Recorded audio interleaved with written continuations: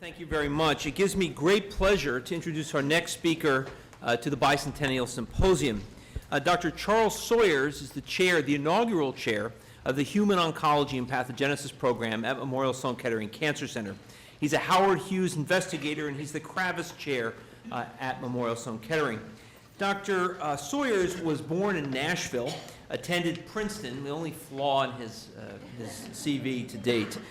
Following that, went to Johns Hopkins for medical school, UCSF for his training, and then eventually went to UCLA where he worked with Owen Whitty and became interested in kinases and in targeted therapies. He is, as mentioned, now a Howard Hughes investigator. He's won the Lasker Award and also won the Karnofsky Award from ASCO.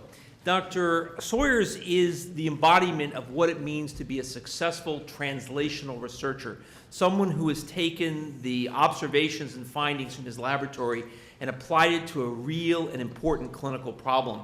When you think about the disease chronic myelogenous leukemia before the work of Charles Sawyers and Brian Drucker, CML was a disease where people lived 3-5 years. If you had an allogeneic match, you might have a chance of having long-term survival, but the vast majority of patients didn't have an allogeneic match until their work showed that the BCR-ABL and the ABL kinase could be inhibited by the drug imatinib. And Charles's work to define these pathways and mechanisms have had an enormous impact on human disease. Great pleasure to introduce Dr. Charles Sawyers. Thank you.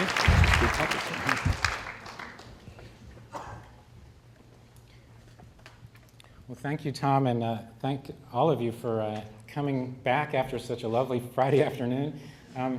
It's really a great honor to be included in this lineup. We're all, reading either in the newspaper or in the journals about all the exciting new targeted cancer therapies. And what I want to do in my time is not debunk that excitement, but tell you the other side of the story, which is, of course, drug resistance. This is a common theme with any cancer drug, and it's an increasingly common theme with the targeted therapies. The good news I hope that you'll take from my talk is that we have a much better mechanistic understanding of how these therapies work, at least we should, when we put them into the clinic, and therefore we have some clues as to why they might stop working. And I'm going to tell you three vignettes in 3 different diseases about the approach we're taking to address this. I have one disclosure. The second story I'm going to tell is going to involve a drug called MDV-3100 that's in clinical development, and I was a co-inventor, and I own stock in the company.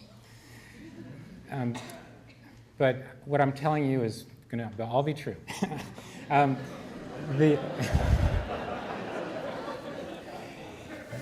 So here are the 3 examples. I'm going to start with chronic myeloid leukemia, then prostate cancer, then lung cancer, which is something I'm a little reluctant to speak about in front of Tom because he's the expert. But I'm going to tell you a recent story that I think you'll find interesting. So as Tom said, Gleevec has really transformed the treatment of chronic myeloid leukemia. But there is this problem of resistance. As you know, the Philadelphia chromosome is the driving lesion in chronic myeloid leukemia, and it produces this constitutive kinase, the BCR-ABL fusion. It took 40 years to get to this first targeted therapy, but as you know, the pace from going from discovery of a fusion kinase or a mutated kinase to a small molecule inhibitor is speeding up incredibly fast. And there are many examples that are ongoing that you're very familiar with in lung cancer and melanoma very recently. The same, I wanted to point out the date of this paper, April 5th, 2001. At the time that paper was published, we already had a lead on what was going on in the patients who relapsed. Initially, relapse was occurring in patients with blast crisis phase of CML, but it also occurs in patients in early stage disease, but not in everyone. And as I think most of you know, the discovery was that the mutations, that resistance is caused by second site mutations in the kinase. And I saw this as an incredibly good fortune mechanism because it told us exactly who the culprit was and how to go at finding a second drug. But this was the we had a press release which sort of covered it in that angle, but this is the editorial that the Wall Street Journal wrote. What I want to tell you now is how we use that information to think about finding a second drug and I think, quite successful outcome that that's led to. You know, all of the work that I'm going to describe for you is done by outstanding physician scientists who've trained in my lab, and I want to acknowledge each of them as I go. So this is Neal Shaw, who did the work I'm about to show you, and I'm very proud, has just been promoted to associate professor at UCSF. What Neal did, together with Mercedes Gore, when we were seeing patients acquire resistance to Gleevec, was sequence the BCR-ABL kinase domain from samples that we obtained in the clinic. We started doing that because we had looked biochemically at the cells first to ask the question, when Gleevec is on board, the patients are taking the drug every day. When we first start therapy, we could show that BCR-ABL kinase activity was inhibited using various assays of kinase activity in the cells. And now when they're relapsing, the main question was, is it inhibited and there's some other mechanism of resistance, or is kinase activity restored? Kinase activity was restored in essentially every sample we looked at, and therefore we jumped on the possibility that something must be different about BCR-ABL. And I think, as many of you know, the first thing we found was this mutation here, which has become a famous example of a generalizable phenomenon called gatekeeper mutations. They're deep in the ATP binding pocket, as I'll show you on a structural slide, and they generally form hydrogen bonds with a lot of the ATP competitive inhibitors of many different kinases.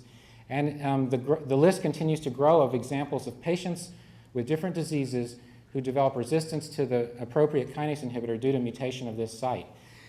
If that were just the only problem or only mechanism of resistance, you could envision perhaps making a second drug that could cover that substitution and therefore coming at the disease with a two-drug cocktail. But as Neal dug deeper and sequenced more and more patients, the problem began to grow in its complexity, and now we know of at least 50 different amino acid substitutions that are associated with Gleevec resistance, and we know in every single case, if you engineer the mutation into a model system, it confers varying degrees of resistance to the compound in vitro assays.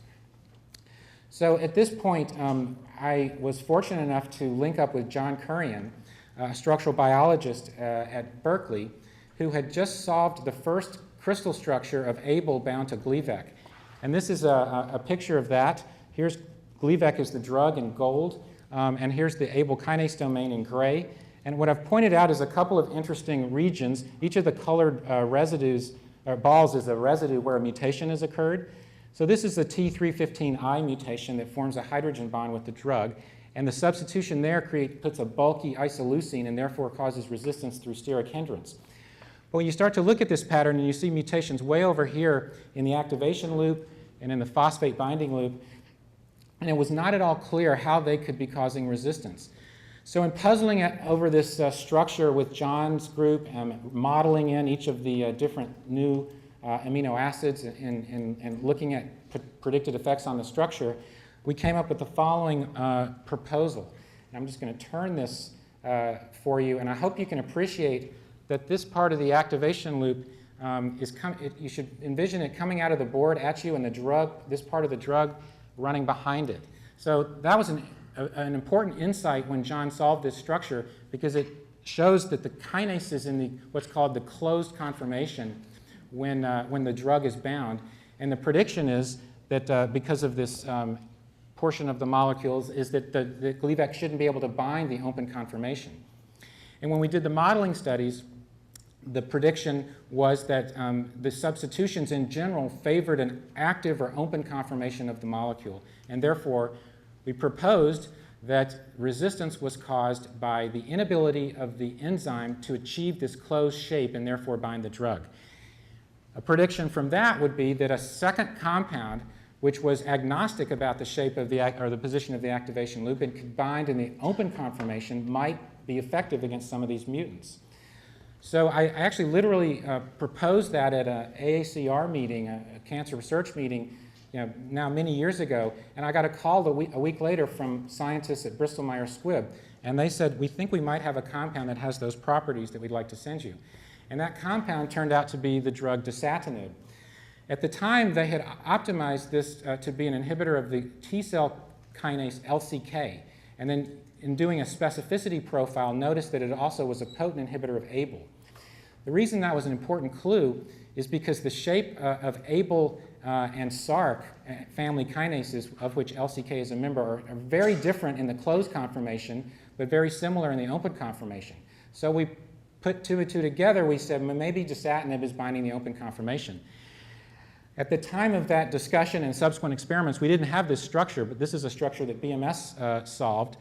And you can see that here's the compound binding in the ATP binding site, here's the phosphate binding loop, and here's the activation loop. And just to show you in an animation the difference in binding between dasatinib and Gleevec, you can see now the activation loop is closed, and that's the position in which Gleevec combined. So they're binding the same site, but in different conformational requirements, and therefore should potentially have different activity profiles. So indeed, Neal found that that was the case. This is a series of different mutations in BCR-ABL that cause resistance to Gleevec in patients. He engineered them into a model system and then exposed those cells to different concentrations of dasatinib. And you can see all of these colored lines here are examples of sensitivity to dasatinib, but resistance to imatinib or Gleevec. The one exception is that gatekeeper mutant T315I, which is resistant to both compounds and remains sort of the bugaboo of the field. There are some early stage compounds that are showing some promise, but we don't yet have a clinical drug for this particular mutant. This data led Bristol Myers Squibb to agree to move forward with a clinical trial, which was done led by myself and Moshe Talpaz when he was at MD Anderson. That trial the drug was tested in patients with chronic myeloid leukemia who had failed imatinib, and the response rate was extremely promising, in the order of 50–60% in the phase 1 trial. And we genotyped the patients at study entry for resistance mutations, and the summary of that is shown on this cartoon, where you see the map of the kinase domain, and each of the different colors, either green or blue, represents a patient on the trial had that genotype at study entry and responded either by a complete or hematologic response or a complete cytogenetic response. And then the only exception to response was the patients who had the T315I allele, and they uniformly were resistant. So based on a follow-up series of phase 2 studies, the drug was approved, now just to keep track of the dates, in 2006, just 5 years after the description of the resistance mechanism. So I hope in that story to present to you the two things. Number one, a detailed understanding of the target and the drug and the interaction thereof can lead you quickly to decipher mechanisms of resistance, and then you, at least with kinases, you can react very quickly with second-generation compounds. Where we stand today is that imatinib continues to remain frontline therapy. It was approved exactly 10 years ago, and these are the response rates that are holding up. But patients need to stay on Gleevec essentially continuously, otherwise there's a significant risk of relapse if they stop the drug. Dasatinib, as I said, and a second compound called nilotinib were approved as second-line therapy. Last year, at about this time, the results of an upfront trial comparing imatinib to dasatinib or imatinib to nilotinib were published in newly diagnosed patients, and in both studies, the second-generation compounds were found to be superior to imatinib at 1 year of follow-up. Now, superior in this disease, we're starting to, parse really good results between 3 different compounds, but this is defined as greater overall response rate at 1 year, greater cytogenetic remission rate, greater molecular remission rate, and reduced time to relapse. And as I said, the part that's left unanswered is having a compound that is clinically approved that would hit this last mutant. And one scenario I can envision in the future is a doublet of 2 inhibitors, one being this compound with either one of these other 2 second-generation compounds, as being a way to, in a sense, shut off all escape routes through at least BCR-ABL mutation. So the second story involves a completely different cancer, and that's prostate cancer. But it shares this theme of understanding a targeted therapy at a certain level and then trying to use that information to decipher the causes of resistance. So as you know, prostate cancer, when it's not cured by primary surgery or radiation, has been treated for decades with hormone therapy. There's two flavors of treatment that are both used, often in combination. There are drugs such as Lupron is the leading LH-RH agonist that lower serum testosterone and therefore cause clinical response by sort of removing the fuel for the androgen receptor. Very effective therapy. And there are also a series of compounds that are approved as competitive antagonists for the androgen receptor. They bind the ligand binding domain and displace testosterone or dihydrotestosterone. The two leading drugs are bicalutamide and flutamide.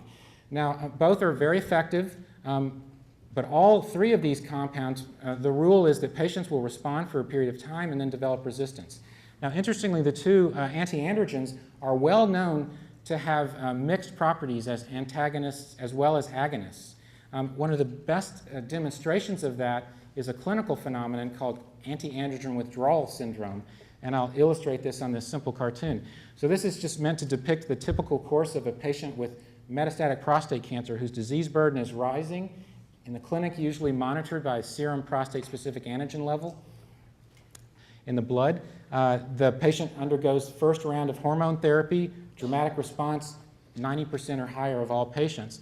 Period of time goes by. This varies depending on the stage of the disease at which the hormone therapy is started, but typically it can be as long as 3-4 years or perhaps even longer if the disease is caught very early. But inevitably, PSA will rise and metastatic disease will return. If a patient is on flutamide or bicalutamide, you're taught in the medical oncology clinic to stop the drug in such a patient, but not start something new right away, wait a little bit of time, and a certain fraction of patients, roughly 20-30%, will actually respond, have some clinical benefit to discontinuing the anti-androgen. So formal proof that something is happening in the tumor cells that causes the cell to reinterpret this antagonist as an agonist. But that is just a short-term benefit, and the disease progresses. So we were very interested in trying to understand what the mechanism of this recurrence is. And the approach we took this time was to examine a series of xenograft models that grow in this situation here by implanting tumors into intact male mice, then castrating the mice. There's a period of time in which the tumor either growth arrests or regresses, and then regrows as this androgen-independent or hormone-refractory stage, as it has often been termed. So in this case, Derek Welsby, an MD PhD student in my lab when I was at UCLA, took on this challenge together with a postdoctoral fellow named Charlie Chen. So I'm not going to show you that primary data, but just summarize the key findings and then go to the next, to what we did in reaction to that. So what Derek found when he compared expression profiles from those two halves of that conundrum, the hormone-sensitive versus the castrate-resistant phase of these isogenic xenografts, was that the androgen receptor message and protein was consistently overexpressed in the late-stage disease. So this was an interesting correlation. It's been subsequently shown in patients, although we don't have examples of matched pair sets from the same patient. Patients who have castrate-resistant disease tend to have higher steady-state levels of the androgen receptor than patients at diagnosis. What Derek then did was do the necessary and sufficient experiments of forcing androgen receptor overexpression in the castration-sensitive model, and that was sufficient as a single step to cause resistance. And he also knocked down the receptor by RNA interference in castrate-resistant lines, and that was able to restore sensitivity. But perhaps the most surprising finding was that this simple maneuver of overexpressing the receptor about 3 to 5-fold over endogenous, which is what we see in patients as well, would cause a cell that was responsive to bicalutamide, meaning interpreted as an antagonist, to now see it as an agonist. So something is changing in the balance of the receptor levels, the co-activators and co-repressors that are causing this change. We're still working on trying to figure out exactly what the molecular details are. But in light of this, it became clear to me and to Derek and Charlie that second-generation anti-androgens could be a potential solution to castrate-resistant prostate cancer. So we put this forward in discussions with several pharmaceutical companies who were not enamored by the idea, and I think in retrospect, because the parlance of thinking about this phase of the disease was that it was androgen independent. In fact, it went by the term androgen independent prostate cancer. So despite this nice Nature Medicine paper, that wasn't enough to convince anyone to launch a drug development program. So I had been fortunate at UCLA to meet a very accomplished synthetic chemist named Mike Jung. And he and I agreed after some series of discussions to give this a shot. So we had a cell-based assay in which to screen compounds. That was cells in which we'd engineered the androgen receptor at these higher levels. The current drugs were resistant. And the idea was very simple. Are there any small molecules we could find that would now restore sensitivity, would interfere with androgen receptor function in that context? The approach that worked was actually suggested by Mike and was to take advantage of a lot of old literature on small molecule chemistry and binding to different hormone receptors. And in an old Rosselló cloth patent, he found this structure, which goes by this name, which caught his attention because of this binding affinity that was published in the patent. And that caught his attention because this is 2 orders of magnitude higher affinity than bicalutamide. So of course, we wondered, why has this gone nowhere? Well, we made the compound, and it's a potent agonist. But what his postdoc, Samadi Ook, did was start to make derivatives of different parts of this molecule and generate an SAR of activity of compounds versus activity in our assay. So making 10 or 12 compounds at a time, going over to our lab, screening them, looking at the results, and having group meetings over a series of about 18 months, we came up with this set of rules, which is that this part of the molecule cannot be altered or else we kill all activity. But as we build bulky groups into this part of the molecule, we start to build in antagonism. We don't have a structure of this compound with the androgen receptor yet. We've struggled. But with modeling studies, it looks like what's happening is something that's very consistent with knowledge from the estrogen receptor field, and that is that these bulky groups interfere with the ability of helix 12 to fold on top of the ligand binding site when engaged with the compound, as it normally does with agonists and the native hormone. So a compound from this series is now called MDV3100, and we called it RD162. The new name is because it's been licensed to this company, Medivation, that I mentioned in the disclosure. They licensed it based on this kind of data. So we took this compound and treated mice in which we had injected prostate cancer cells that were engineered to express this higher level of the androgen receptor, and those tumors now grow and castrate mice very vigorously. And then we treated them with either vehicle, bicalutamide, or the new compound. And I'm showing you the data here in the form of a waterfall plot where each one of these bars is a mouse whose tumor is either growing if it goes below 0 or shrinking if it goes below 0. And this would be complete regression of 100% decrease from baseline. So I think you can see the message. The compound is extremely active in this model, much more active than bicalutamide. And this was enough to convince Medivation to take this compound and put it forth into a phase 1 clinical trial. And I'll tell you about that in a second. But in the meantime, we went back to understand, why is it working so much better? Is it just because of the increase in binding affinity, or are there other properties? So I just want to tell you that I think the answer is because there are other properties, and I'll just show you to you in this cartoon. So this is the androgen receptor, which, as you know, when it's unligated, is in the cytoplasm, bound to heat shock proteins such as HSP90. When ligand binds, androgen in this case, the receptor undergoes a conformational change, translocates to the nucleus, binds to DNA at target sites, and assembles an active transcription complex.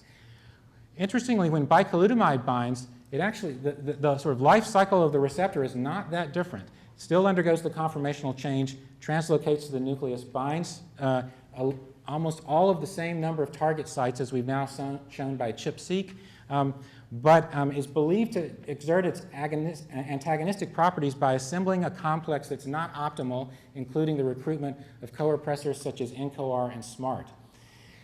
So we asked in our new compound, what are the steps here? And what we find is that it is designed, as I said, to bind exactly the same site, so it's displacing androgen.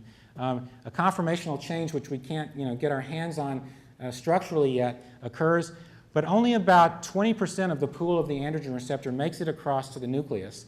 And of that pool that gets there, we can find no evidence that any of it can bind DNA at all, most recently by ChIP-seq experiments. So I think this is a fundamentally different effect on the receptor that I suspect may explain its activity. In the meantime, Howard Shear, a colleague at Sloan Kettering who runs the GU oncology group, became the principal investigator of the phase 1 clinical trial of the compound. So as in any first-in-human study, it was a dose escalation, 3 patients per cohort, and the test population was castrate-resistant prostate cancer, so men who'd failed all hormonal therapies. Some men were eligible for chemotherapy, and as you'll see, both groups of men were tested.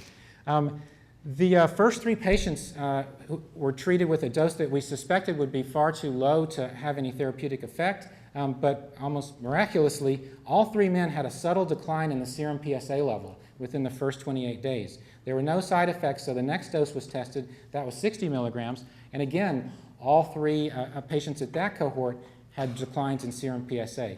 So the company made a very drastic change in the protocol, and that was to rapidly accrue 24 additional patients to each dose level once they had acquired safety on the first 3. And of those 24, 12 were chemo-naive, meaning they hadn't been treated with standard therapy, which is Taxotere, and 12 who had actually failed that as well. So this phase 1 study, which was meant to enroll 30 to 40 patients, ended up accruing 140 over about a year and a half. And the results of that in terms of PSA response are shown here. So again, this is a waterfall plot, and it's sort of divided into 2 halves depending on whether it's the group that was chemotherapy naive versus post-chemotherapy. This distinction is important in thinking about how to design the next clinical trial. But the exciting result is that in both groups, there's dramatic drops in serum PSA. The GU oncology community uses a cutoff of a sustained drop of greater than 50% for 12 weeks as being something important. Not necessarily proof that your drug's going to improve survival, but something very exciting, and that's what we were seeing in both of these cohorts, roughly 50% complete response rate, or PSA response rate. We also saw evidence of benefit in terms of other measures, such as radiographic changes. I won't go through the details other than show you that there was shrinkage of soft tissue disease and stabilization of bone scans that are also considered important milestones.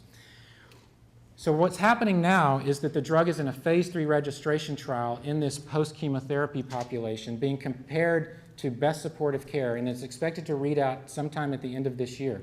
Some of you may know there's another drug that goes by the name abiraterone, which lowers serum testosterone levels, not hitting the androgen receptor, by blocking residual testosterone production by the adrenal gland. That drug was actually approved, I think, yesterday by the FDA for showing activity in exactly the same patient population. The data, this kind of data on abiraterone are very similar to what I've shown you here. So the hope, of course, is that this drug will also show activity, and perhaps the two together, shutting off more ligand production and blocking the receptor more potently, might also be an interesting combination. But what I now want to do is point out this group of patients, which are patients who clearly flat out do not benefit at all from the compound. And if I drew this circle a little bigger, you would see that there are patients who have this sort of ho-hum, modest drop in serum PSA levels. That tends to last only for about 3 to 6 months, and then those patients tend to progress. So there's clearly a resistance problem now with this new drug, and we're actively working on that. I don't have the answer yet, but I want to show you some very recent work that's unpublished from some mouse models. And this is the work of Brett Carver, who's a urologist in my group, who operates 2 days a week and spends 3 days a week, or actually 5 days a week, a typical surgeon in the lab, and I don't know if he ever goes home. But This is the question that we asked was one that, we can't take a global look at these patients currently. I mean, I'd love to get expression profiles or mutation analysis profiles on tissue from these patients, but for reasons that aren't really worth going into, it's very difficult to access tissue in this patient population, and we just don't have the opportunity now, but hopefully we will in the future.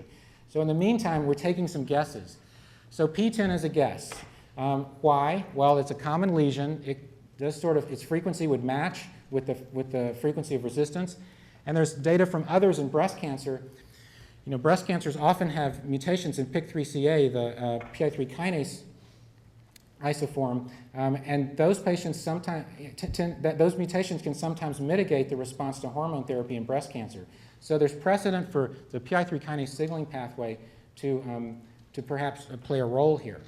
So what Brett did was test our drug in a conditional P10 knockout model. This is a well-studied model in the field. These mice develop early pre-neoplasia, and then they develop cancer by about 6 months of age. And we can follow this by doing MRI scans on the mice and detect eligible subjects and then treat them on essentially a mouse clinical protocol.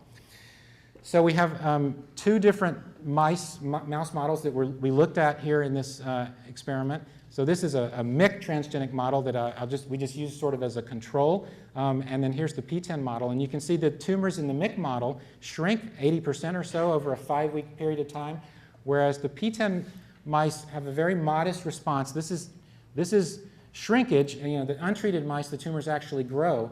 So it is a response, but it's not something we're impressed with. This shows that one explanation might be that the drug's just not efficiently reaching the prostate cells in this tumor model. However, when we look at the expression of 3 different androgen receptor target genes in the prostates of these mice 5 days after we start treating, you can see this is about 50-fold reduction in the expression of these genes. Of course, we can clearly hit those genes even harder in the MYC model, so maybe we can get greater potency with higher doses. But we also can see, and I hope you can tell, in the androgen receptor immunohistochemistry of these tumors, hopefully you can see this bright staining here in the nuclei. This is the androgen receptor.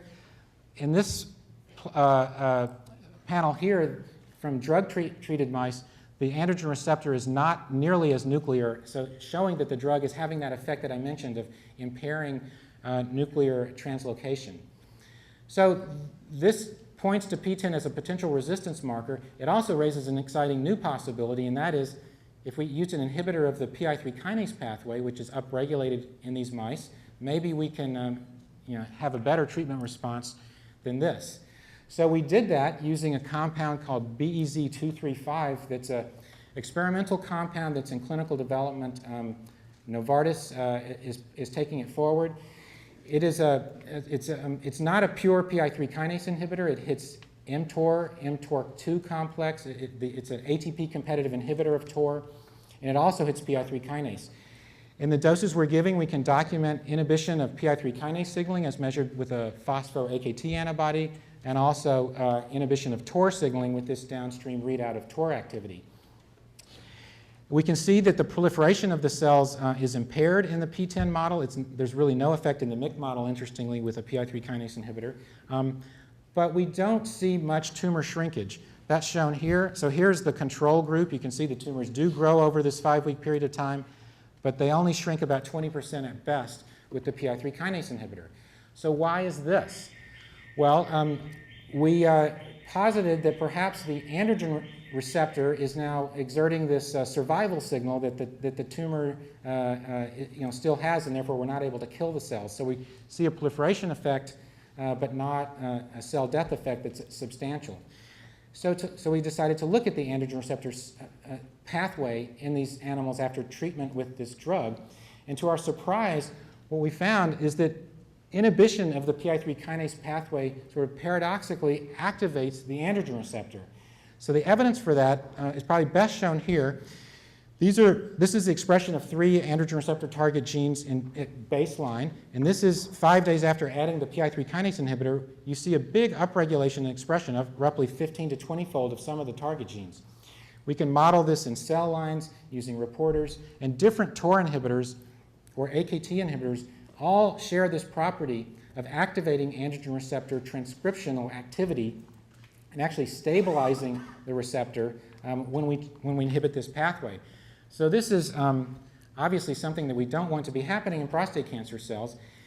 And it's very reminiscent of some observations that Neal Rosen, another colleague at Sloan Kettering, has made over the last couple of years. So many of you are probably familiar with this observation that inhibition of mTORC1 with rapamycin and analogs can paradoxically activate AKT, an upstream part of the pathway, by relieving negative feedback that's mediated through this signal.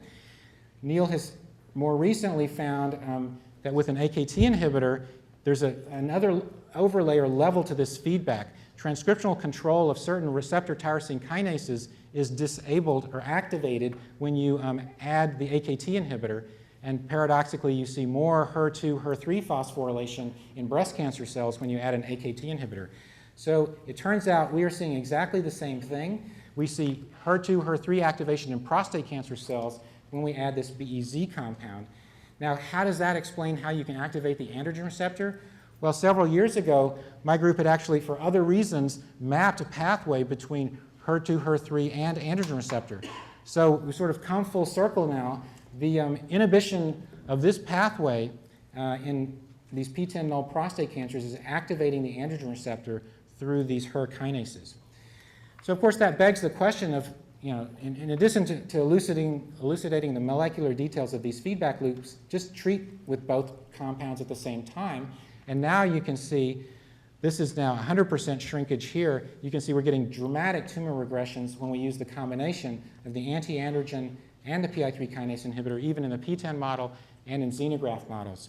The dissection of those feedback loops puts us towards the following model, and that is inhibition of one pathway, the PI3 kinase pathway, paradoxically leads to activation of the other, the AR pathway, through these HER kinases. And what I won't show you for the sake of time is that we also find the reciprocal. When we inhibit the androgen receptor pathway in these tumors, we actually activate the AKT pathway through downregulation of a key phosphatase that regulates AKT.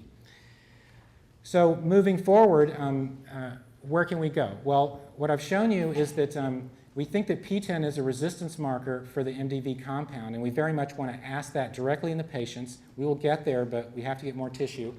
In the meantime, these two pathways are very interconnected, and the prediction is that the compounds in this, that hit this pathway, many of which are just starting to go into prostate cancer amongst many other cancer types, I think are very unlikely to cause clinical responses, at least in PTEN negative cancers. And in fact, I think it's likely that they might cause PSA levels to rise rather than fall, which will lead to massive confusion in the early stages of the clinical development of the compound. And so we're pushing very hard to get combination therapy tested as quickly as possible. These are all clinically viable compounds, and we are working hard to convince the various companies who are developing these drugs to work together on this. What I want to now finish in the last couple of minutes with is a lung cancer story. So I'm sure you've seen various versions of this pie chart, which is how the diagnosis of lung cancer as simply adenocarcinoma has dramatically changed just in the last 5 or 6 years to these different subtypes based on their molecular phenotype or driver mutation. And as you know, EGFR inhibitors such as erlotinib have really transformed the field. Now, this is a waterfall plot from data generated at Sloan Kettering by Mark Criss and colleagues from clinical trials several years ago. And I'm showing it to you just to make one point, and that is that what we call a response in lung cancer is 30% shrinkage of tumor by CAT scan. So everything below this dotted line is scored as a response, and these are all EGFR mutant patients. And the point I want to make is that most of these patients are not having complete regressions like this. Most are having partial responses, and there's clearly heterogeneity. So what is the explanation for this? We hypothesize that there's nothing different in terms of the EGFR mutation itself that can explain all of this heterogeneity. So we ask the question, perhaps there are genetic modifiers, other hits, that are regulating how dependent or addicted the tumor is to the EGFR driver mutation. And because for all intents and purposes, we think we're getting good blood levels in all these patients, it's very unlikely that it's a pharmacokinetic or pharmacodynamic difference that's explaining this. So the strategy we took to address this question was in collaboration with Greg Hannon at Cold Spring Harbor, who, as many of you know, has developed very powerful RNA screening technologies. So we asked the question using a pooled library, can we find hairpins that would make erlotinib work better in a cell line? And this is the work of Trevor Bavona, also an MD PhD, formerly NYU, who's just completed his postdoc in my lab and works in the lung cancer clinic at Sloan Kettering. So Trevor found this cell line called H1650, which caught at least my attention because it has the right genetic makeup. It should be very sensitive to erlotinib, but it's actually, and it is, the cells undergo growth arrest, but they don't die. So compared to the spectrum of EGFR mutant lung cancer cell lines, this is relatively insensitive. So we thought that might be a good test case to now look for enhancers of erlotinib killing. So we used a library with the details here. We used a pooled screening approach. We pulled out 36 hairpins that were depleted in this system when we added erlotinib, and of course looked at their names, and 18 out of the 36 could be connected in some way with NF-kappa B signaling. So this was really quite interesting because, as many of you know, NF-kappa B is is implicated in many things, but survival signaling in cancer. So the specific hairpins we got targeted these different components of the pathway. I'm not going to go through all of the primary data. It was recently published in Nature about a month or so ago.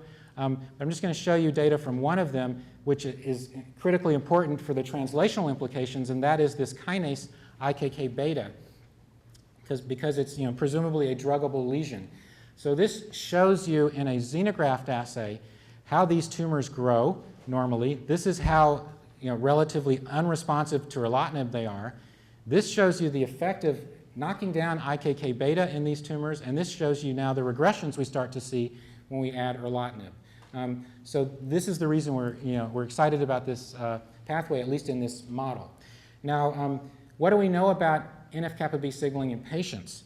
I won't show you, but we could do the reciprocal experiment of take a erlotinib sensitive line and make it relatively resistant by activating NF-kappa B. So what we know now is from this series of samples that Rafael Rosell in Barcelona analyzed in collaboration with our group. He runs the Spanish lung cancer oncology group and had collected a large series of patients on clinical trials across Spain who all had EGFR mutations and all were treated with erlotinib, and biopsies were obtained and survival data was available.